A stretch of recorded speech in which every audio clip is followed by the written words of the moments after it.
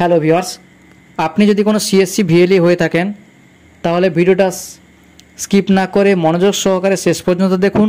ভালো লাগলে ভিডিওটাকে লাইক করে চ্যানেলটাকে সাবস্ক্রাইব করে দেবেন এবং পাশে থাকা বেল আইকনটি অল করে দেবেন। সিএসসিতে এমন একটা নতুন অপশান চালু হয়েছে যেটা আপনারা যদি না জেনে ভুলক্রমে কোনোরকম যদি ক্লিক করে দেন তাহলে আপনার সিএসসি আইডিটি বন্ধ হয়ে যেতে পারে এবং সেটি কোন অপশানটা আমরা দেখে নেব। চলুন তাহলে দেখে নেওয়া যাক। প্রথমে আপনারা সিএসসি ওয়েবসাইটে চলে আসবেন। ওয়েবসাইটে আসার পর আপনার সিএসসি আইডিটি লগ ইন করে নেবেন। দেখুন এখানে সিএসসি ড্যাশবোর্ডটা ওপেন হয়ে গেছে।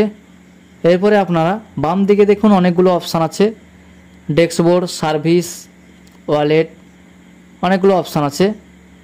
এরপরে আপনি অ্যাকাউন্টের আন্ডারে প্রোফাইল যে অপশানটা আছে এই অপশানে ক্লিক করে দেবেন। এই অপশানে ক্লিক করার পরে দেখুন এখানে আপনার নাম, ডেট অফ বার্থ সমস্ত কিছু এখানে দেখাবে, পার্সোনাল ইনফরমেশান দেখাবে। এরপরে দেখুন বাম দিকে যে অপশানগুলো আছে মাই profile, change password, change wallet pin, DM info.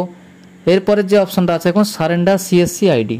এই অপশানটা শুধুমাত্র তাদের জন্য যারা সিএসসি আইডিতে কাজ করতে চাইছেন না বা অনেক দিন থেকে আপনার সিএসসি আইডি নেওয়া আছে, বর্তমানে আপনি কাজ করছেন না বা অন্য কোনো কাজের সঙ্গে যুক্ত হয়েছেন বা আপনার যদি কোনো সাইবার ক্যাফ ছিল বর্তমানে আপনি সেটা বন্ধ করতে চাইছেন, শুধুমাত্র তারাই এই অপশানটা ক্লিক করে তাদের সিএসসি আইডিটা এখান থেকে সারেন্ডার করতে পারবেন। অন্যথায় যদি আপনারা ক্লিক করে দেন এই অপশানে ক্লিক করার পর দেখুন এখানে আসছে if you do not want to continue as VLE click on close account.